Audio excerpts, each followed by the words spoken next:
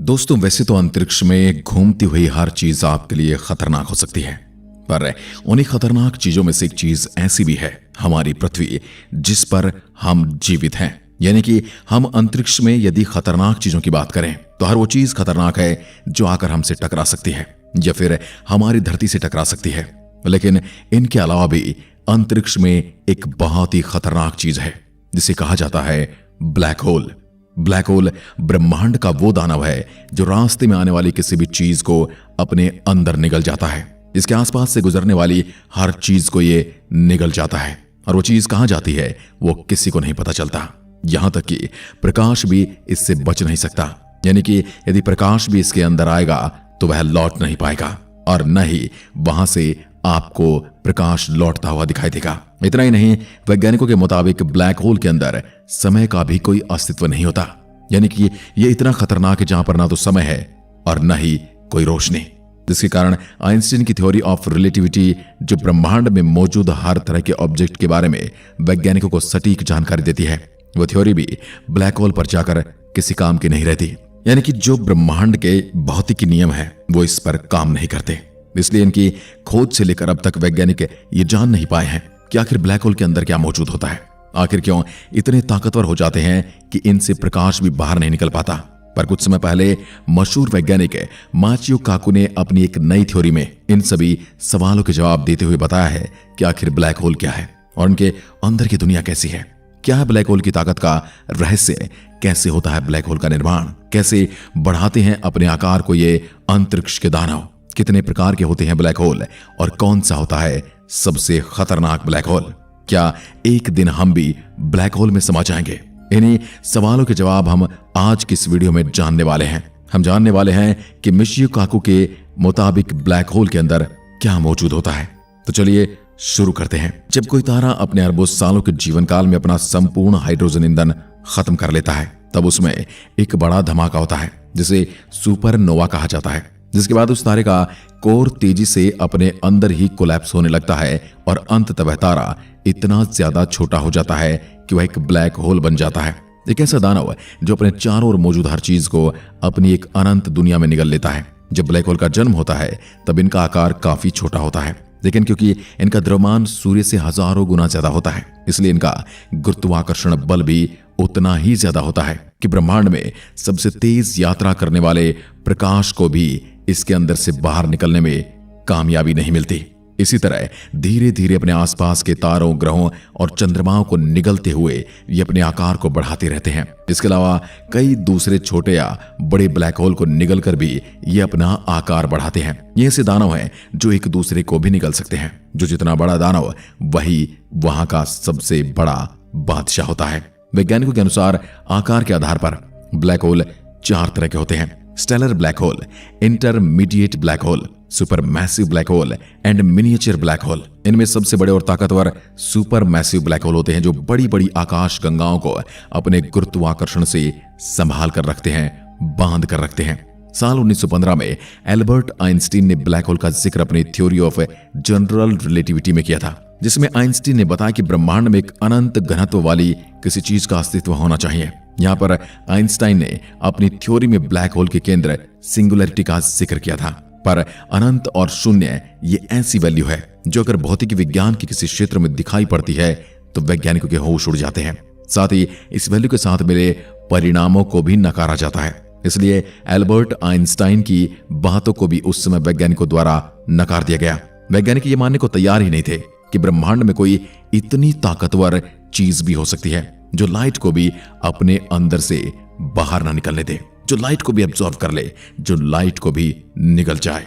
पर पूरी दुनिया तब चौंक गई जब साल 1971 में मानव इतिहास के सबसे पहले ब्लैक होल को खोजा गया, जिसका नाम सिग्नस X1 रखा गया। इसके बाद ही ये साबित हो गया कि ब्रह्मांड में ब्लैक होल होते हैं और वह इतने ताकतवर भी होते हैं कि प्रकाश को भी अपने अंदर समा लेते हैं। और ब्रह्मांड के ग्रह और चंद्रमाओं की तो बात ही छोड़ दीजिए, क्योंकि ये बड़े बड़े तारों को भी निगल जाते हैं। इसके बाद से ही ब्लैक होल पर लगातार कई रिसर्च हुई और हमें ब्लैक होल के बारे में काफी कुछ जानने को मिला।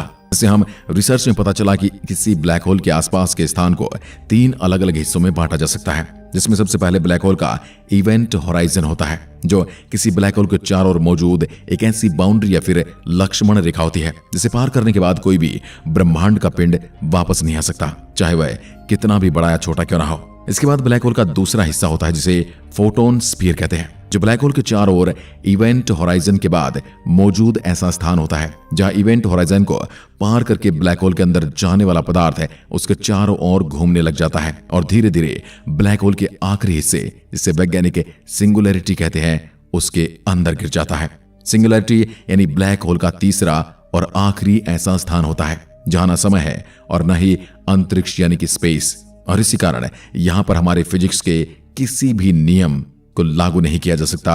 यहां पर फिजिक्स का कोई भी नियम काम नहीं करता। आइंस्टाइन की थ्योरी ऑफ रिलेटिविटी इसके बारे में हमें बहुत कुछ बताती है।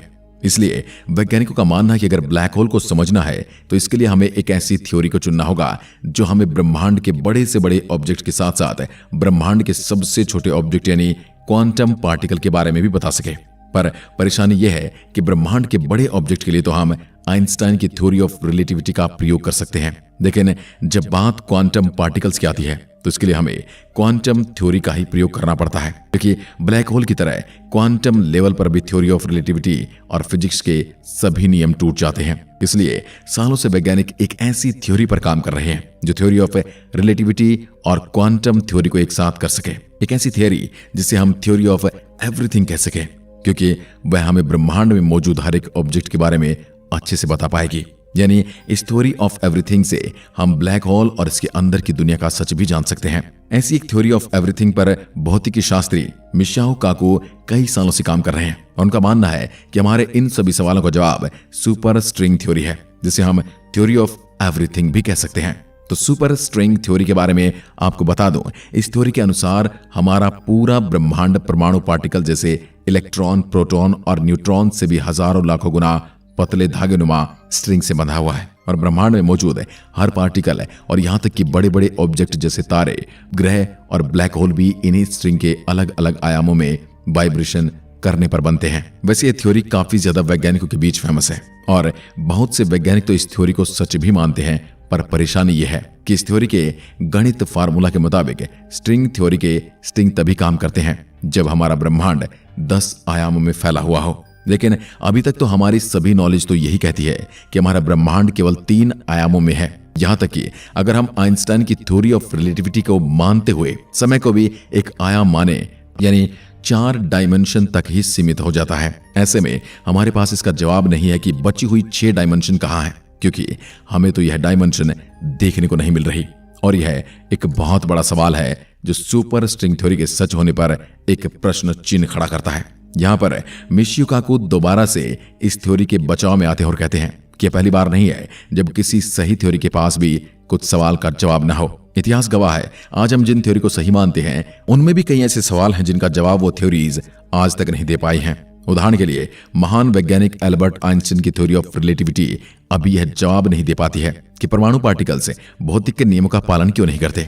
इसके अलावा सबसे बड़ा उदाहरण तो हमने थोड़ी देर पहले ही देखा है कि यह थ्योरी ब्लैक होल के बारे में कुछ भी नहीं बता पाती। और सिर्फ यही नहीं, बल्कि अगर विज्ञान जगत की सबसे ज्यादा प्रसिद्ध और विश्वसनीय थ्योरी बिग बैंग को भी देखा जाए तो वह केवल यही बताती है कि इस ब्रह्मांड का निर्माण एक बड़े धमाके से हुआ, लेकिन वह धमाका किस वजह से हुआ, या फिर सबसे बड़ा सवाल वह छोटा सा बिंदु कहां से आया जिसमें यह पूरा ब्रह्मांड समाया हुआ था। और उससे भी बड़ी बात, जब समय ही नहीं था तो फिर घटना कैसे घट सकती है। ये ऐसे सवाल हैं जिनका जवाब बिग बैंग थ्योरी के पास भी नहीं है। ऐसे में कोई नई बात नहीं कि थ्योरी ऑफ एवरीथिंग कही जाने वाली सुपर स्ट्रिंग थ्योरी के पास ये जवाब नहीं है कि 10 डायमेंशन हमें क्यों दिखाई नहीं देती। मिशिओ काकू का कहना है कि स्ट्रिंग थ्योरी के मुताबिक शायद हमारी यूनिवर्स 2 बड़े दूसरे यूनिवर्स के बीच हुई टक्कर से बना है। इसके अलावा कई बार तो स्ट्रिंग थ्योरी की मदद से ब्लैक होल को समझाते हुए मिशिओ काकू कहते हैं कि हमारा ब्रह्मांड एक ब्लैक होल के अंदर मौजूद है जो शायद किसी और दूसरे ब्रह्मांड में मौजूद है, और जिन ब्लैक होल को हम अपने ब्रह्मांड में देख रहे हैं वह कोई ब्लैक होल नहीं बल्कि एक वार्म होल है जो हमारे ब्रह्मांड और दूसरे ब्रह्मांड को एक साथ जोड़ते हैं। मिशिओ काकू की थ्योरी पर बहुत से वैज्ञानिक यकीन करते हैं, पर अगर ये सच भी है तब भी हम इसके बारे में शायद कभी नहीं जान पाएंगे, क्योंकि अगर हमें उस दूसरे ब्रह्मांड को देखना है जिसमें हम ब्लैक होल के अंदर हमारा ब्रह्मांड मौजूद है, तो हमें अपने ब्रह्मांड के इन ब्लैक होल के अंदर जाना होगा जो इन दोनों परमाणु को एक पुल की तरह कनेक्ट करते हैं। पर अभी तक इन ब्लैक होल पर की गई रिसर्च में हमें ये तो समझ में आ गया है कि एक जीवित इंसान के लिए ब्लैक होल के अंदर जाना संभव नहीं, यानी इस थ्योरी की सच्चाई हम कभी नहीं जान पाएंगे। वैसे शायद आपके मन में भी कभी न कभी ये सवाल तो जरूर आया होगा कि क्या होगा अगर हम ब्लैक होल के अंदर वॉयेजर स्पेसक्राफ्ट की तरह अपने किसी एडवांस स्पेसक्राफ्ट को भेजें जो हमें इसके अंदर जाकर इसकी जानकारी भेज सके, ताकि हम ब्लैक होल के अंदर की दुनिया देख सकें। वैसे सुनने में काफी अच्छा आइडिया लगता है, लेकिन शायद आपने थोड़ी देर पहले मेरी बात पर ध्यान नहीं दिया। तो ब्लैक होल एक ऐसी जगह है जहां की ग्रेविटी इतनी ज्यादा है कि वह अपने अंदर आने वाले हर चीज को पहले परमाणु में तोड़ देती है। जैसे कि कोई चीज इवेंट होराइजन को पार करती है, तभी वह परमाणु में टूटकर ब्लैक होल के फोटोन स्फीयर में घूमने लगती है और धीरे धीरे ब्लैक होल की अनंत सिंगुलैरिटी की दुनिया में चली जाती है, जहां से कोई भी फॉर्मेशन या लाइट कभी बाहर नहीं आती। कहने का मतलब यह है कि हम चाहे कितने भी एडवांस स्पेसक्राफ्ट भेजें, वो ब्लैक होल के इवेंट होराइजन को पार करते ही पूरी तरह से बिखर जाएगा, और इतने छोटे छोटे पार्टिकल में कि आप उन्हें शायद आंखों से भी न देख पाएं और हम तक कभी भी कोई इंफॉर्मेशन वो नहीं पहुंचा पाएगा। वैसे दोस्तों, आपको क्या लगता है, क्या मिशी काकू का कहना सही है कि हम ब्लैक होल के अंदर मौजूद हैं? आप अपना जवाब हमें कमेंट बॉक्स में लिखकर बता सकते हैं। एक बार फिर मिलते हैं, तब तक के लिए नमस्कार, जय हिंद, जय भारत।